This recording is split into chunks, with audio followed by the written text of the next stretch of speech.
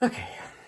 Have you noticed a change in the number of people participating or a change in the opportunities available?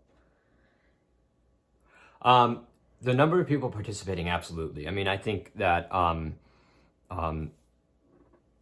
well, and yes, I think the people who are willing to participate, obviously, our sort of average age demographic at the theater is the age demographic that's a little, that's at a higher risk when it comes to COVID. So just by that nature, the less of them are attending, which I totally get. But there's also restrictions in place by the state. So our theater, our main space, we have three venues, three theater spaces, but our main space, our Sitnik Theater, has a total capacity of 504. Through the course of from September to now, there's been limitations on the number of people who are allowed to gather for performance venues. And at first it was 25%, and then 35%, and I believe they have just upped it to 50%, but don't quote me on that, I'd have to double check it. So just by its nature, we're already limited. It's that percentage or 150, whichever is the lesser of the two. And then with social distancing, it actually further limits us just by the sheer architecture of the theater. So patrons have to remain 6 feet apart from each other, patrons that are strangers from each other. Families and groups that don't need to social distance, they can be seated together, but then they still have to be 6 feet from whoever the next set pair of seats or group of seats is going to be.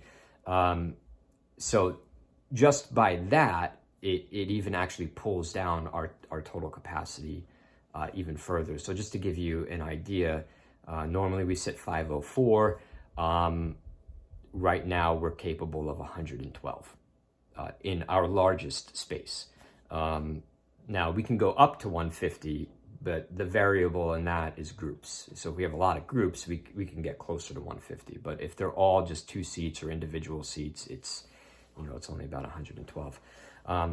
So yeah, I think it's a combination of people still not feeling totally comfortable because not everybody's vaccinated yet, but and just the fact that there's the sheer fact that there's limitations on gatherings, that we've seen a reduction in attendance, and a reduction in box office revenue. I think we're operating right now at about 10% in box office revenue is what we usually would be doing about this time of the year.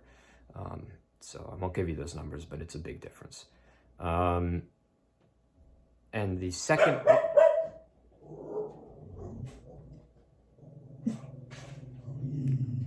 It's dogs. I got dogs.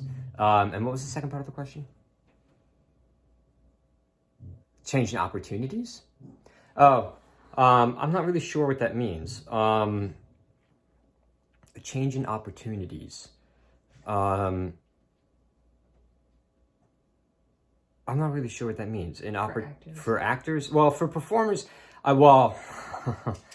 yeah, for performers, there's a major change in opportunities, and that just really, it has to do with industry things as opposed to artistic things.